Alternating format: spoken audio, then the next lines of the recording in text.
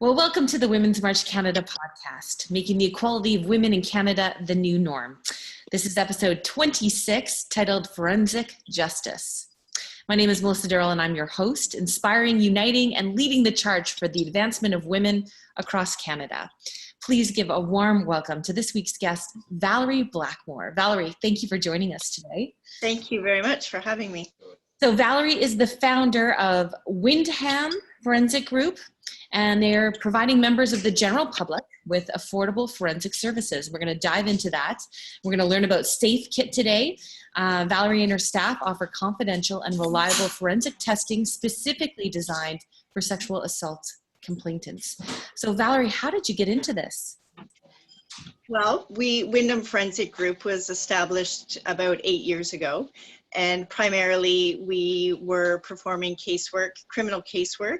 Our clients were police, lawyers, etc. And through some of that testing, some of our staff, we started to discuss the idea that, the criminal justice system is not really a very friendly place for the complainant. None of us had firsthand experience being on that side of the courtroom, but we were certainly aware that it wasn't a very friendly place. Over time, we actually started to have a few complainants come directly to us and ask if there was any possibility that we could help them test items from their own body. They had a desire to know what kind of evidence, what was on their body, and of course, every case was different. Some weren't sure whether they wanted to involve police. Some just wanted to know exactly what had happened. Yeah, so, it occurs to me that there isn't really an option, is there? If someone is sexually assaulted, what is the current system? What happens now? Well, the current system norm might be that the police were called, and if the police were called, they may take a complainant to a sexual assault treatment center throughout the country. There are a number of them in Ontario as well as the other provinces right across the country with trained staff, but that meant that the police had been engaged. Or in some cases, the complainant may go to a women's assistance agency or charity type thing, ask for assistance, and they may help take them to a sexual assault treatment center where a forensic evidence kit would be collected with the intention that that would be released into the justice system. The complainant has the option to turn that over to the police. They have to provide consent. But if they weren't doing that, there was no way for the kit to be tested. So earlier on, we actually had a few complainants come with the kit that had already been collected at the hospital that was intended for that police, that larger justice system, came and asked and said, we've taken this from the hospital. Could I have this tested here? We were able to do that confidentially and provide them with the results. So we've had a number of different cases. Sometimes complainants would come through a lawyer, someone advocating for them.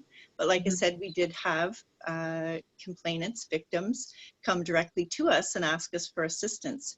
So it was some of those cases where we started to look at this and why couldn't we provide confidential, the same level of testing that we were doing for our police clients, but make it a little bit more user-friendly for the complainant. And what does that mean, user-friendly? Well, in some cases, as I've said, the complainant may not wish to engage the police for whatever reasons, or they may want to know what's on their body before they choose that. In some cases, I believe complainants never intend to involve the police. They may deal with an incident such as this in a different manner, in their own manner. But the testing system, the way it existed previous to the SAFEkit, was that it couldn't be done unless it went through the police laboratories. What I like about this is that it's putting women in control, right? Is that, would you say? Absolutely. Now, I just want to qualify, it doesn't necessarily have to be a female complainant. The same kit can be used for anybody, but absolutely, you were asking about what the current system was. once the complainant turns that kit over to the police and it's tested through a government forensic lab, the complainant really has no ownership over those results. They you know, become a witness in that entire process. If they choose to do something private and confidential, they own the results of that and can direct what type of testing, have some influence over where the results go. And so it really does provide some empowerment to them. So tell me a little bit, because you're taking this to the next level now, are you not, with the SAFEkit? Well, we're just letting people know that it's available, and whether or not complainants or victims, this is of interest. We certainly know that it is of interest to some people, but how many people out there feel that this is something that they wish that they had? You know, we'll start to see that shortly, I think. How can someone get it then? Well, we ran a pilot study where we engaged a number of sexual assault treatment centers. Mm-hmm. So what we realized early on, as we had complainants and victims coming directly to us, is that as forensic scientists, we recognized that the whole issue of sexual assault and violence was a very complex issue. And so it became important to us to deal with other healthcare professionals so that the complainants and the victims had access to all of the other resources that they may need access to when they've undergone something like this. Forensic services, forensic testing, DNA testing really is only one aspect of the, you know, of the process that they're going through. So we began liaising with sexual assault treatment centers. The nurse examiners that are trained have specific professional training to deal with these types of cases. So that's really where we've started. We ran a pilot where we provided kits for free testing to get some feedback from the professionals and the people that are actually engaging with victims and complainants themselves. And then after that, we made some changes to our processes. We tried to make it accessible, make sure that we're providing the information that somebody needs to make a decision whether or not this type of testing is for them. It makes sense for them.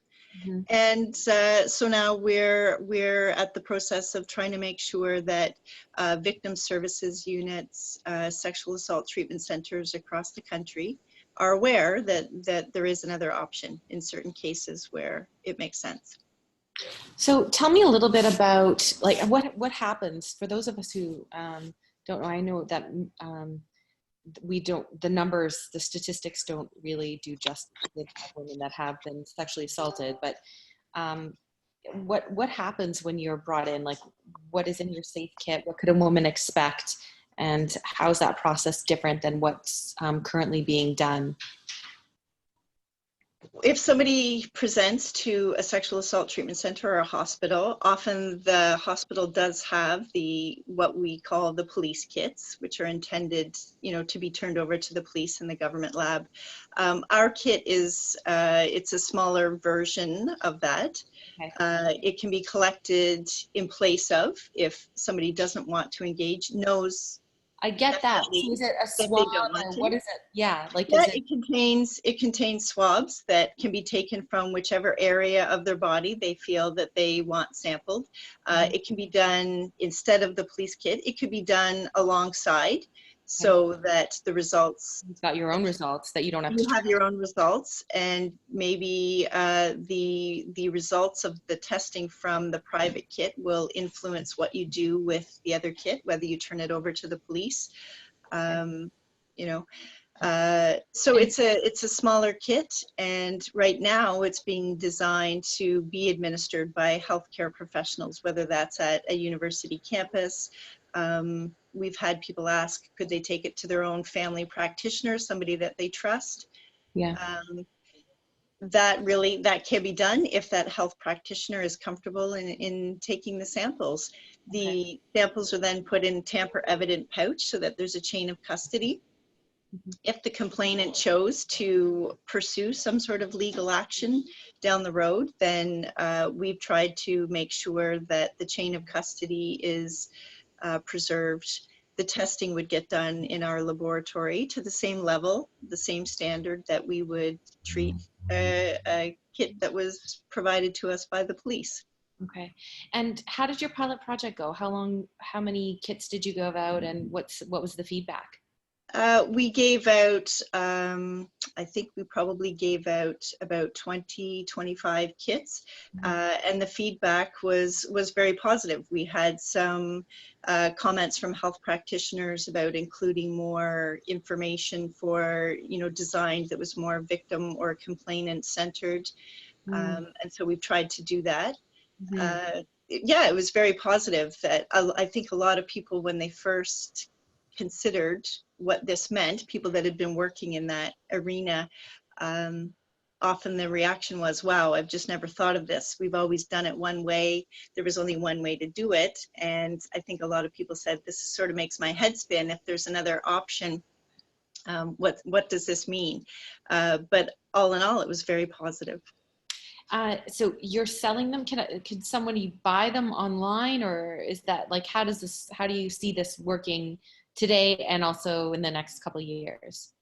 Right now, they're available. Yes, they can contact our laboratory.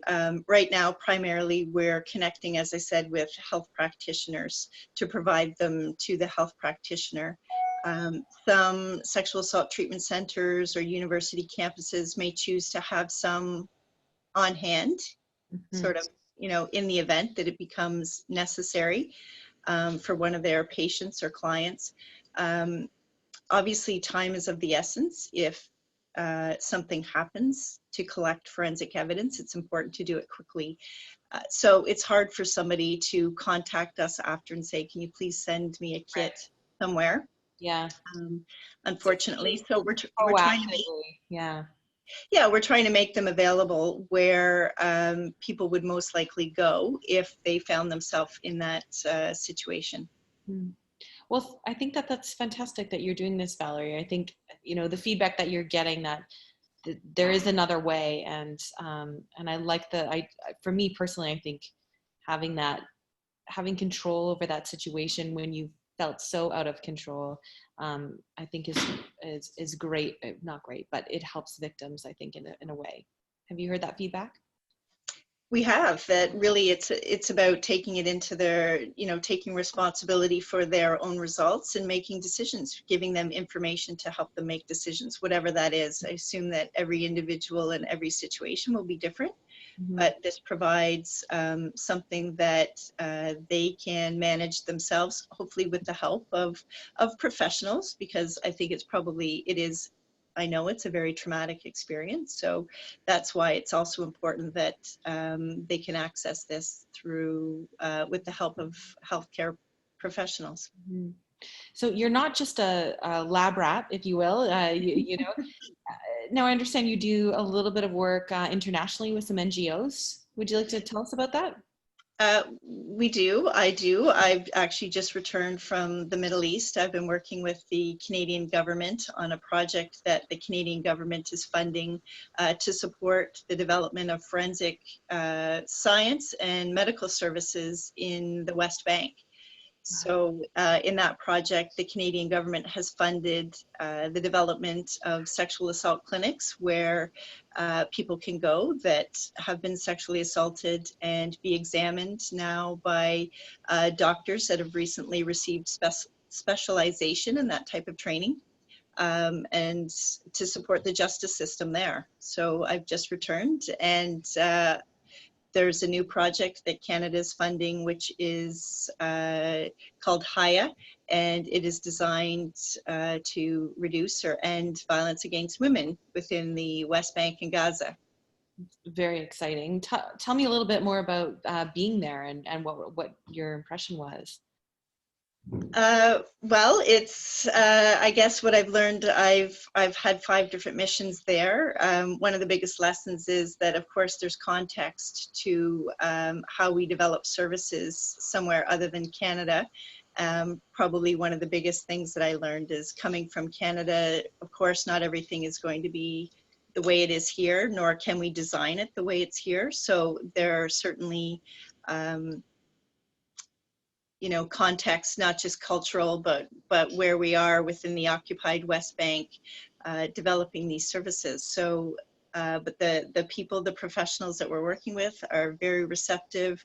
It's been they've been working on this project over 5 years and made huge gains in the development of a forensic lab in Ramallah, and really developing the professionals there that are going to support their justice system. It's incredible. Will you get to go back again, do you think? I will. I think I will be traveling back over the next few years on the next project. Incredible. What is feminism like in the West Bank? Well, you might be asking the wrong person, because I come as a forensic scientist, and, you know, working in this whole domain is, you know, I learn a lot about it. There's a lot of other professionals working on these types of projects, obviously with different backgrounds, with sociology and psychology, and, you know, very much different backgrounds than what I come from, which is a forensic biology background.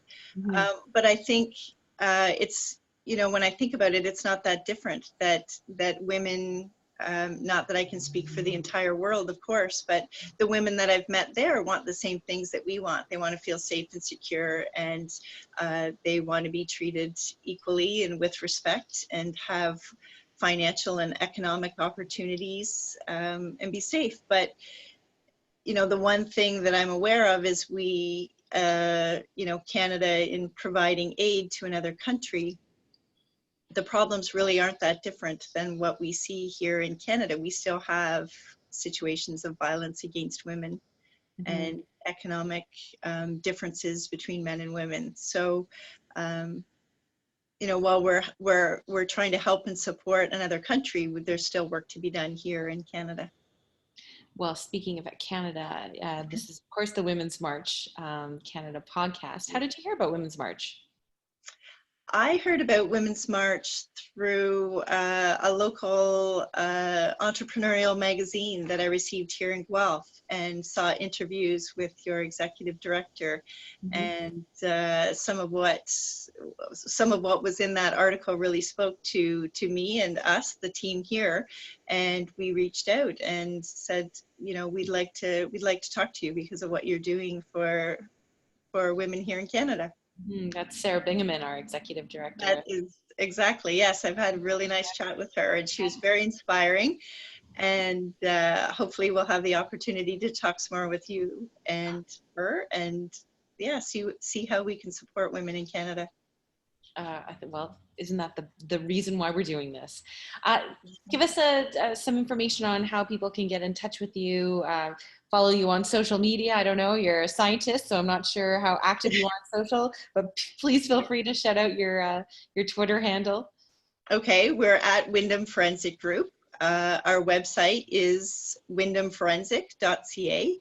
And you can reach us, you can Google us, but certainly wyndhamforensic.ca provides ways to email and contact us, and we'd be happy to answer questions, yeah, and let you know what we're doing. Yeah, that's very exciting. Well, thank you so much, Valerie. It's been a pleasure talking to you, and Thank really you. interesting work that you're doing here in Canada, providing to women here in Canada, and then, of course, to take that expertise around the world is really exciting. So thank you for all you're doing. Thank you. Well, thanks for having me. It's nice to talk about it, and thanks for your enthusiasm. Absolutely. And thanks to everyone who's tuned in. Your comments are welcome and encouraged. Please subscribe to the Women's March Canada channel and receive an update every time we upload a new podcast, which is usually on Fridays. Our mission across Canada is to stand together in solidarity with our partners and children for the protection of our rights, our safety, our health, and our families, recognizing that our vibrant communities, vibrant and diverse communities are the strength of our country. This is the Women's March Canada podcast. You can find us on Twitter at Women's March CDA and on our website at womensmarchcanada.com. I'm Melissa Darrell, and I'm wishing you a great day. And let's stop the video.